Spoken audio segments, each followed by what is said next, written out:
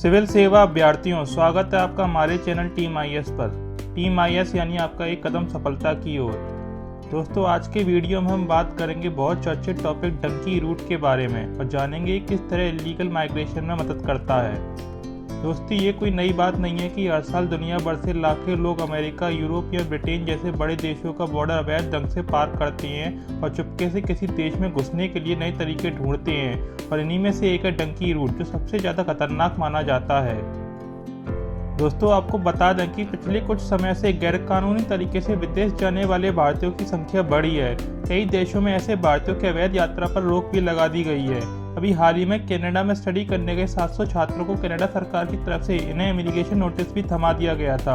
हालांकि छात्रों की नाराजगी सरकार के हस्तक्षेप के बाद अब उनमें कुछ छात्रों को निर्वासन से राहत दी गई है, लेकिन पूरे मामले ने डंकी रूट यानी अवैध यात्रा के रैकेट का पर्दाफाश कर दिया है। दरअसल बहुत सारे छात्र 12वीं पास होने के बाद स्टडी वीज़ा के लिए आवेदन करते समय एजेंट या कंसल्टेंसी फर्म से संपर्क करते हैं। वे एजेंट उनको शैक्षिक प्रमाण, IELTS योग्यता प्रमाण पत्र और अपना फाइनेंशियल डॉक्यूमेंट प्रदान करते हैं। इसके आधार पर कंसल्टेंट द्वारा एक फाइल तैयार की जाती है, जिसके क्षेत्रीय शैक्षणिक संस्थानों पर पाठ्यक्रमों के लिए अपनी पसंद का उल्लेख करते हैं।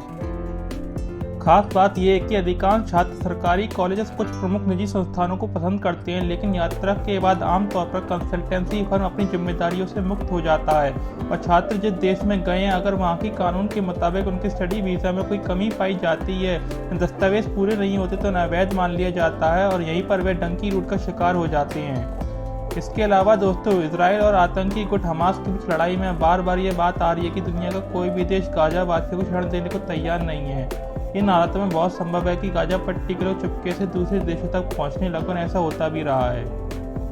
और अगर हम डंकी रूट की बात करें तो ये विदेश तक पहुंचने का बैकडोर मेथड है। इसमें भागने वाले एक या दो देशों नहीं बल्कि कई देशों से होते हुए अपनी मंजिल तक पहुंचते हैं।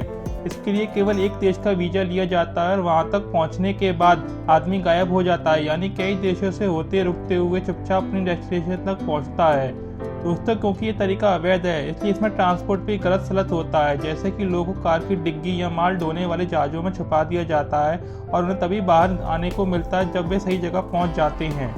इसमें जान का खतरा रहता है और ये रास्ता एक दो दिनों या एक आध हफ्ते में ख़त्म नहीं होता, बल्कि महीनों लग जाते हैं। मिसाल के तौर पर अगर किसी को भारत से वेस्टर्न यूरोप जाना हो तो पहले से सर्बिया भेजा जाएगा, क्योंकि वहाँ ह्यूमन मोबिलिटी को लेकर इतनी सख्ती नहीं है।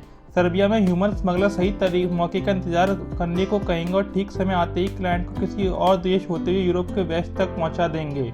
आपको यह भी बता दें कि ये प्लान फेल भी हो सकता है और तब तक इंतजार और लंबा हो जाएगा या फिर तस्कर पीछे भी हट सकते हैं। ये भी हो सकता है कि क्लाइंट को जेल में डाल दिया जाए और वो अनिश्चित समय के लिए वहाँ रह जाए।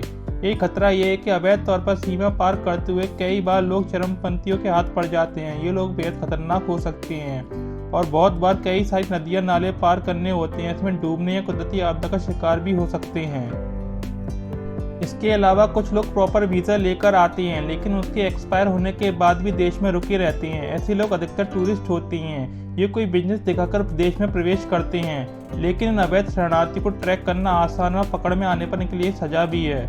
जैसे अगर कोई अमेरिका जाकर वहाँ 1 साल या इससे कम वक्त के लिए ओवरस्टे कर जाए तो अगले 3 सालों तक वह अमेरिका नहीं जा सकता, क्योंकि उसका वीज़ा रिजेक्ट हो जाएगा। इसके अलावा अगर कोई 1 साल से ज़्यादा समय छिपकर बता दे 10 सालों के लिए उसे अमेरिका में एंट्री नहीं मिलती।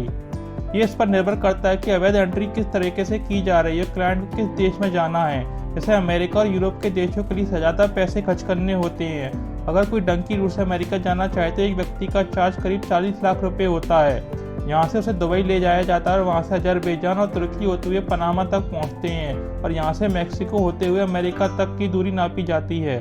और अगर अवैध तरीके से बॉर्डर पार करते हुए लोग किसी मुसीबत में फंस जाए तो दलाल उसे छोड़कर भाग निकलते हैं। सीमाएं शेयर करने वाले दुनिया के बहुत से देश धीरे धीरे दीवार या कटीली बाड़े बनवा रहे हैं, लेकिन शुरुआत में चलन में नहीं था। दूसरे विश्व युद्ध के आखिर तक सिर्फ 7 देशों ने दीवारें बनवा रखी थी, लेकिन अब यह बढ़कर 75 से ज़्यादा हो चुकी हैं। अमेरिकी वॉल सबसे ज़्यादा विवादित है। इसे ट्रम्प वॉल भी कहा जाता है, क्योंकि तत्कालीन राष्ट्रपति डोनाल्ड ट्रंप ने इसे बनवाने की पहल की थी। असल में अमेरिका मैक्सिको से 3000 वर्ग किलोमीटर से ज़्यादा की सीमा साझा करता है और यहाँ से लगातार अवैध घुसपैठ तो होती ही है, साथ ही ड्रग्स का कारोबार भी खूब चलता है।